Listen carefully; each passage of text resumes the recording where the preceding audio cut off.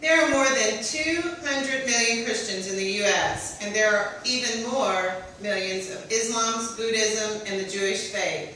When you add those figures all together, that is proof that praying is something that is taken very seriously. When you think of the entire globe, those numbers increase to the billions of people that believe in the power of prayer. It is our hotline to God. It gives us comfort, a time of peace and quiet contemplation. It also allows us to think of others and to pray for them. It should not surprise you to know that praying might actually make you healthier. A scientific study cost the U.S. nearly $3 million to determine if prayer could actually heal. When the results were released, it was proven that when praying for patients, there was no difference to the rate of recovery. They also stated that prayers offered by strangers had no effect on the recovery of someone undergoing heart surgery. Now, if that were the truth, according to scientists, billions of people are wasting their time. They say that prayer does nothing to help. The opposite is absolutely true. Prayer needs no evidence to back it up. It is a matter of personal faith. Many religious people certainly think that scientists are rather silly, thinking that the power of prayer can actually be proved or disproved. More people are praying today than ever before, and it is a fact that there is more belief and faith in God or in the spiritual being than ever before. Many doctors and even some scientists pray. There is evidence, if needed, to prove that prayer is good for us. Prayer should be shown as the wonderful tonic that it is, influencing our well-being, our health, and even increasing our rate of healing. The survival of AIDS patients was improved by those that took part in religious practices. Studies at several leading universities and medical centers showed a much speedier recovery for those suffering from depression, alcoholism, drug addiction, as well as heart attacks and bypass surgery. These studies have provoked scientists, and they speculate religious factors of relaxation by releasing emotions and providing a sense of connection, and in turn influence the mental and physical health by altering brain function, which in turn shifts hormone levels and results in boosting the immune system. Isn't the goal of prayer to bring a calm and mental peace and to be in a meditative state? Then there is a sense of euphoria and deep feelings of relaxation follow.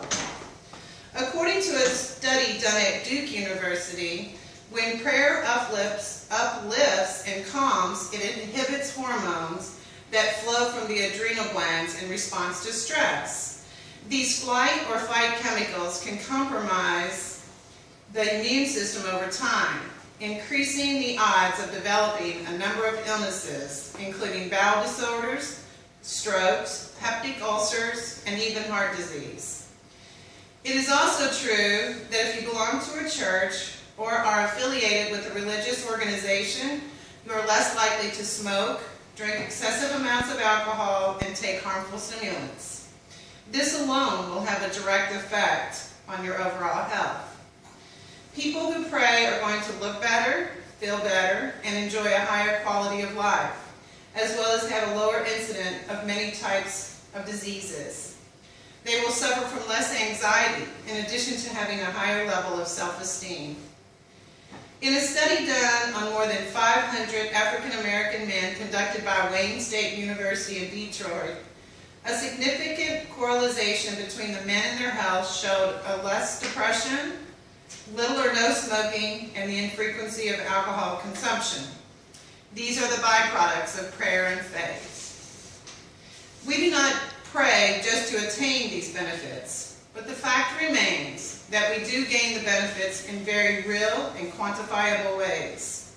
We would not say, however, that prayer alone will stop an illness or accident or even a traumatic event. But we do know it to be true that a person with a strong sense of faith and the desire to get well will get a quicker response to heal from the body. It is also true that people who have a sense of faith and prayer are less likely to suffer from depression and have something after this life to look forward to. People that have traveled to the grotto at Lourdes say that they may not have experienced a miracle, but that they certainly have changed their mind about their illness. They say they have found an inner peace and acceptance.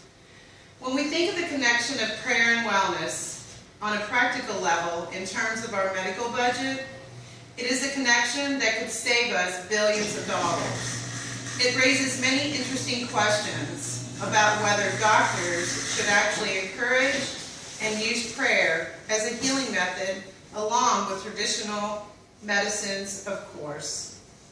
The fact that prayer having health benefits now is sufficiently supported by the American Cancer Society, when they recently declared, some answers come from prayer when medical science has none. Even though scientists tell us there is no link between intercessory prayer and recovery, they agree that praying has a positive physical benefit. If prayer increases our understanding of ourselves, we must surely give it our attention. If prayer makes us stronger and helps us in any way, makes us more compassionate, and makes us healthier as a result, it is a wonder that we are not all saying at every opportunity, even a small prayer. Lesa, that's